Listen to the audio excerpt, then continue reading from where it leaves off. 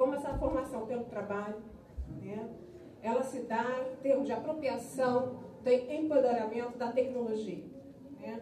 Não com o ensino à distância,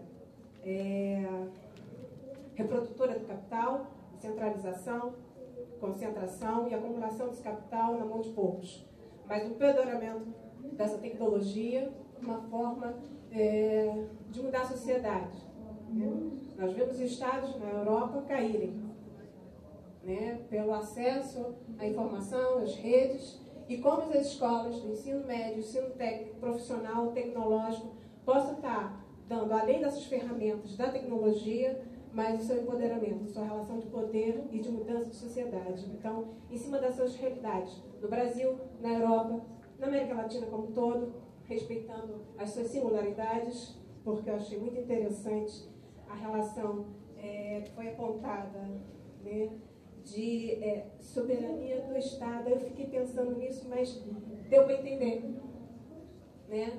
Deu para entender o seu enfoque, né? O que significa isso para a América Latina a respeito à nossa, digamos, o termo mesmo que você usou, né? Soberania. Em alguns tempos, isso, a soberania teria outro significado na época da ditadura. Tá certo? Então, a questão é responder nas três realidades.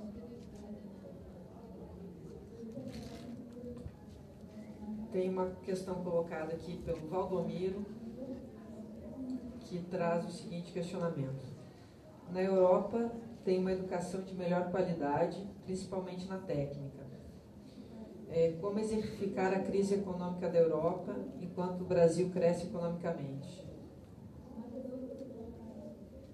Bom, foram um bloco então de 5. Eu vou passar então para uma primeira rodada de comentários para vocês. Vou começar contigo, tá, Testes? Começando com a Testes. Eu preciso do microfone. Nada fácil.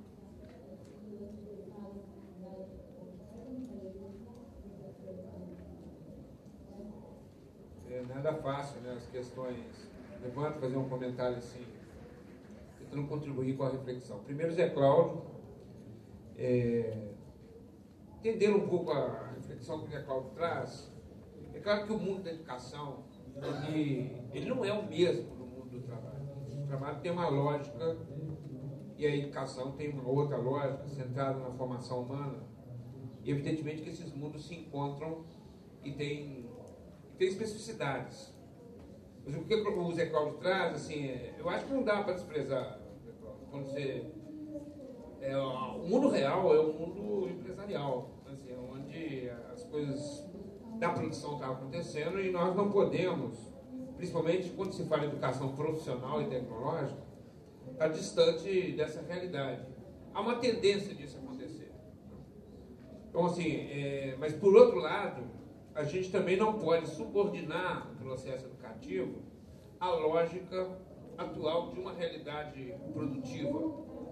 Então esse é o dilema, né? Assim, há uma tendência de você não dialogar, né? E ficar exclusivamente na busca da formação humana, como se o ser humano, na sua formação, também não exercesse o trabalho, né? E trabalho real nas empresas.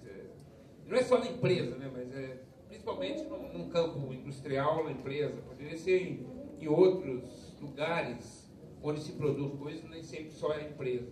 Mas, de qualquer maneira, só registrando a dificuldade que temos de realmente relacionar esses mundos. Quando a gente fala de um trabalho em detrimento de um mercado de trabalho, é no sentido de uma subordinação. É como se nós preparássemos as pessoas, como se a educação ela fosse apenas um meio. A educação também tem um fim, que não necessariamente ela se estabelece no lugar do trabalho. O que não quer dizer que no trabalho também não se eduque, né? Não quer dizer também que a gente não deva considerar a realidade daquilo que se estabelece na prática humana de transformação do real e não fiquemos numa subjetividade do pensamento que não materializa no real. Então eu acho que esse é um desafio, uma lógica, e o que se tem defendido é que esses mundos se dialoguem. A educação também pode mudar o mundo do trabalho. Aquilo que fazemos no mundo do trabalho, ele decorreu fundamentalmente no campo educacional. Então, assim, não há nada que... Não são dois mundos tão separados assim. Nós que temos dificuldade em preservar aquilo que é fundamentalmente do campo da formação humana, no seu caráter educativo, e isso é uma grande confusão, inclusive no Brasil e no mundo, sobre o que é uma educação, até o que nós batizamos no Brasil de básica, e o que é educação profissional. Esse é o grande embate que está posto entre uma educação que não seja profissional e tecnológica. E a gente sempre disse, né, esse é um debate conceitual importante, que impressionantemente fica difícil pensar o mundo do trabalho com pessoas que não se alfabetizaram, que é uma coisa aparentemente do mundo educacional, né? É a dificuldade desse desenvolvimento. Então eu acho que é um dilema, e eu acho que a gente não pode realmente ficar a gente não pode fugir desse debate que você está trazendo, mas da forma de fazê-lo, né? Como o mundo educacional pode efetivamente dialogar e não se subordinar a uma realidade. A Cleusa, se eu entendi, né, assim, ela também levanta essa questão do mercado de trabalho, das políticas públicas. E a gente tem uma noção, na minha visão, assim, limitada do contorno da política pública, né? A gente tentou avançar nisso. As políticas públicas não são de poder estatal, né? As políticas públicas são públicas, né? E elas se estabelecem numa relação com a sociedade, né? Então, essa discussão também é a volta da discussão do mercado de trabalho, né? O mercado de trabalho, ele é uma realidade na sociedade, só que ele cada vez mais, esse mercado, ele é mutável. E fica muito complexa a ideia de que você possa preparar as pessoas para um mercado que ele vai se mudar a cada momento. Cada vez mais, o mercado de trabalho, ele cria postos e acaba com... Então seria muito complicado a gente pensar numa política de formação ligada ao mercado de trabalho. O Márcio, ele desafia a gente aqui a discutir novamente o conceito de trabalho, né? Assim, é interessante que a educação profissional no Brasil ela começou com a ideia de artes e ofícios, né? É como se o ser humano, na sua capacidade de trabalho, que transforma o mundo, que é a grande questão humana de modificação do real, a manipulação do mundo físico, inclusive, isso é uma atividade artística em si, né? Agora, o trabalho como conceito, ele tem sido deteriorado na sua relação, no medida que ele se relaciona, por exemplo, com essa ideia do emprego. Não que o emprego, a gente não deve desqualificar o emprego, né? Nós vivemos uma sociedade onde as pessoas se empregam. Não necessariamente no futuro, a sociedade, as pessoas terão um emprego, mas fundamentalmente como lidamos com o trabalho e a venda da força de trabalho humana, né?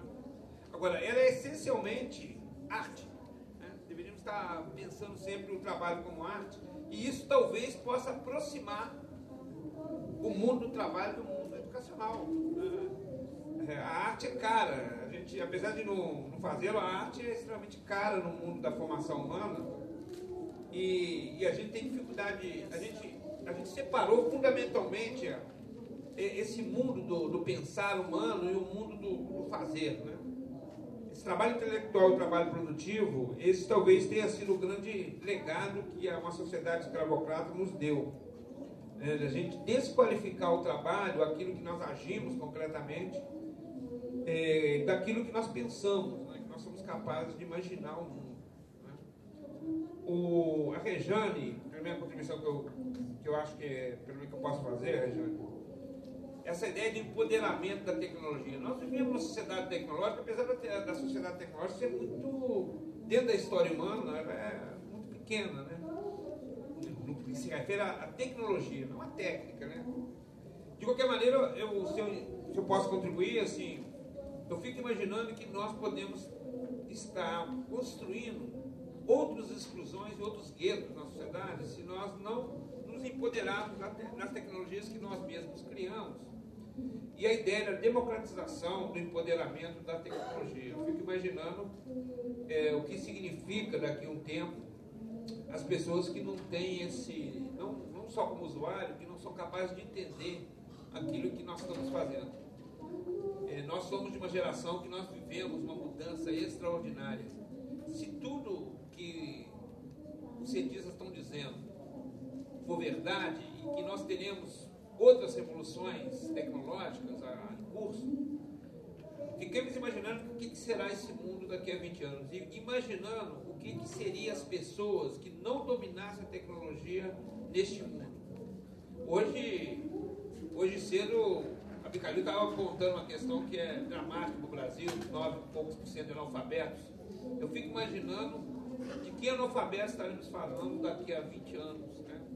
Então, acho que aí tem um papel da educação profissional e tecnológica, que não é só o aspecto do trabalho, emprego. É uma perspectiva de apropriação da tecnologia para vivermos coletivamente dentro de uma realidade de um novo lugar. Né? Pensar que muitos de nós, daqui poucos, nasceram em um momento que nem televisão e celular com certeza não existia. E o que pode acontecer daqui para frente? Né? Com essa visão da tecnologia apropriando da educação, com toda a crítica e contradições que isso possa trazer, há uma verdade. Imagina o que seria a sociedade, imensos grupos de exclusão tecnológica.